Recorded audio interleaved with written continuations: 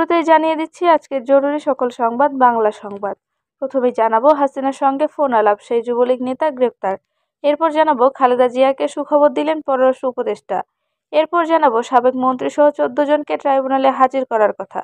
সর্বশেষ জানাবো আগামীতে সরকার মেয়াদ 4 বছর হতে পারে, প্রধান উপদেষ্টা জানান।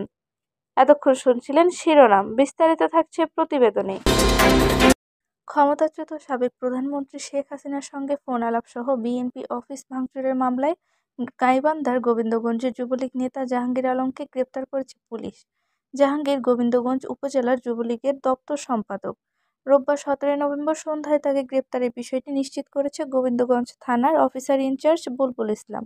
তিনি জানান, জাহাঙ্গীর আলমের বিরুদ্ধে নিয়মিত মামলা রয়েছে। এছাড়া জাহাঙ্গীর সাবেক প্রধানমন্ত্রীর সঙ্গে যোগাযোগ রক্ষা করে সামাজিক মাধ্যমে ভাইরাল হয়েছেন। তার রিমান্ডের আবেদন করা হয়েছে। রিমান্ড মঞ্জুর হলে সাবেক প্রধানমন্ত্রীর সঙ্গে গোপন যোগাযোগ রক্ষা করা সহ ফোন আলাপের ব্যাপারে জিজ্ঞাসাবাদ করা হবে। গোবিন্দগঞ্জ থানা সূত্রে জানা গেছে, গ্রেপ্তার যুবলীগ নেতা জাহাঙ্গীর আলম সহ তার সহযোগীরা মিলে 3 আগস্ট গোবিন্দগঞ্জের বিএনপি অফিসে হামলা চালিয়ে ব্যাপক ভাঙচুর করে। ওই দিন থেকে তিনি ও তার লোকজন আত্মগোপনে চলে যান। এরপর জাহাঙ্গীর আলম গোপনে সাবেক প্রধানমন্ত্রী শেখ হাসিনার সঙ্গে টেলিফোনে কথা বলেন।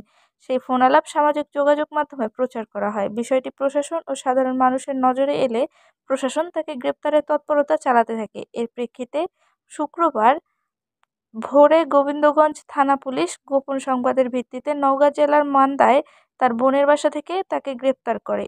পরদিন শনিবার বিকেলে তাকে আদালতে পাঠানো হয়। এদিকে জাহাঙ্গীরের সঙ্গে সাবেক প্রধানমন্ত্রী শেখ হাসিনার কথোপকথনের সেই ক্লিপটি তার ফেসবুক অ্যাকাউন্টে খুঁজে পাওয়া যায়নি। অপরদিকে গোবিন্দগঞ্জ উপজেলা পরিষদের সাবেক চেয়ারম্যান শাকিল আকন্দ বুলবুলও টেলিফোনে সাবেক প্রধানমন্ত্রী শেখ হাসিনার সঙ্গে ফোন আলাপ সামাজিক যোগাযোগ মাধ্যমে ভাইরাল হয়। তাকে গ্রেপ্তারের চেষ্টা চলছে বলে জানিয়েছে পুলিশ। চিকিৎসার জন্য বিএনপি চেয়ারপারসন বেগম খালেদা জিয়া যুক্তরাজ্য গমনে ভিসা প্রক্রিয়া সম্পন্ন হয়েছে বলে জানিয়েছেন পররাষ্ট্র উপদেষ্টা মোহাম্মদ তৌহিদ হোসেন। রোববার 17 নভেম্বর সাংবাদিকদের সঙ্গে আলাপকালে এ তথ্য জানান তিনি। পররাষ্ট্র উপদেষ্টা বলেন, সাবেক প্রধানমন্ত্রী ও বিএনপি চেয়ারপারসন খালেদা জিয়ার ভিসা প্রক্রিয়া সম্পন্ন হয়েছে। চিকিৎসার জন্য তিনি যে কোনো সময় যুক্তরাজ্য যেতে পারেন, তবে কবে যাবেন সে বিষয়ে তিনি সিদ্ধান্ত নেবেন। এর আগে ঢাকা সফররত যুক্তরাজ্যের ভারত প্রশান্ত মহাসাগরীয় অঞ্চল বিষয়ক পররাষ্ট্র প্রতিমন্ত্রী ক্যাথরিন ওয়েস্ট উপদেষ্টার সঙ্গে সাক্ষাৎ করেন। এক প্রশ্নের জবাবে পররাষ্ট্র উপদেষ্টা বলেন, খালেদা জিয়ার চিকিৎসা নিয়ে আমাদের পক্ষ থেকে সার্বিক সহযোগিতা করা হবে। ভিসা প্রক্রিয়া সম্পন্ন হয়েছে।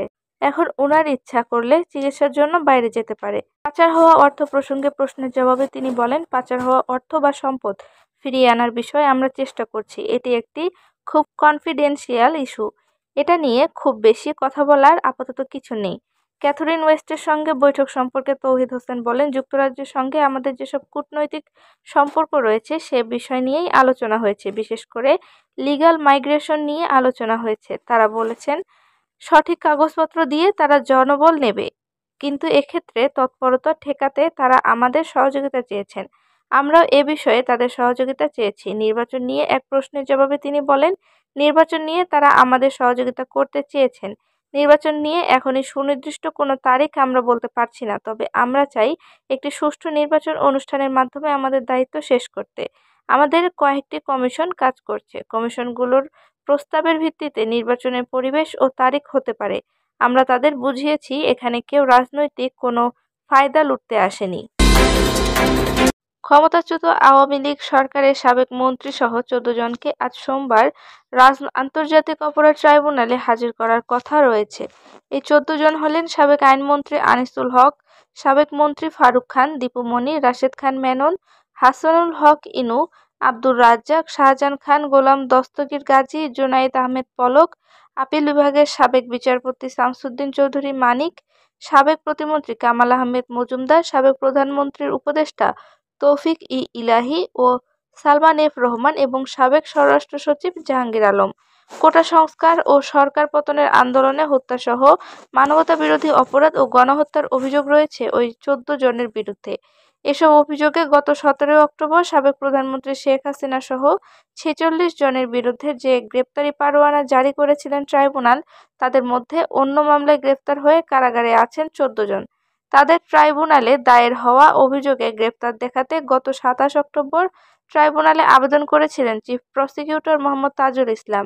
ওই আবেদনে শুনানির পর আদালত তাদের আজ হাজির করতে পুলিশকে নির্দেশ দিয়েছিলেন। আন্দোলনের মুখে গত ৫ আগস্ট পতন ঘটে শেখ হাসিনা নেতৃত্বাধীন আওয়ামী লীগ সরকারের। অন্তর্বর্তী সরকারের দাবি, আন্দোলনে কমপক্ষে ১৫০০ মানুষের মৃত্যু হয়েছে, আহত হয়েছে হাজার হাজার মানুষ।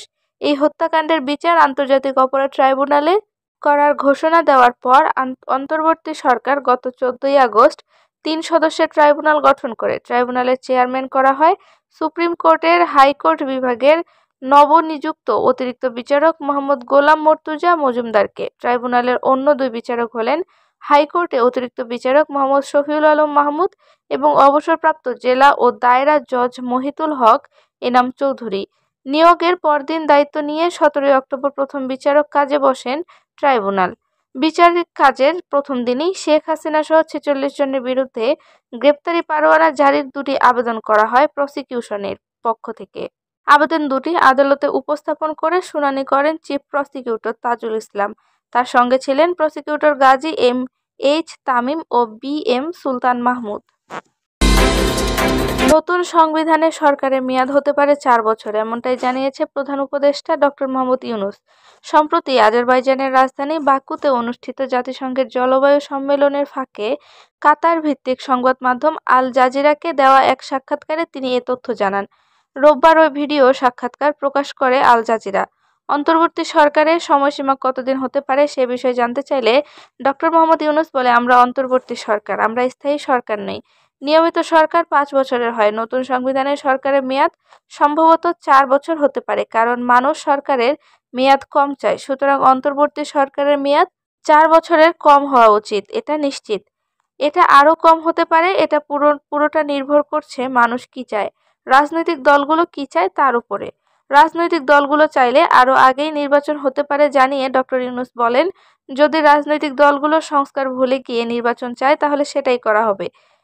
সেক্ষেত্রে অন্তর্বর্তী সরকারের মেয়াদ ৪ বছর হচ্ছে কি না এমন প্রশ্নের জবাবে ডক্টর ইউনূস বলেন, আমি বলিনি যে ৪ বছর, আমি বলেছি এটা সর্বোচ্চ মেয়াদ হতে পারে। তবে আমাদের উদ্দেশ্য তা নয়।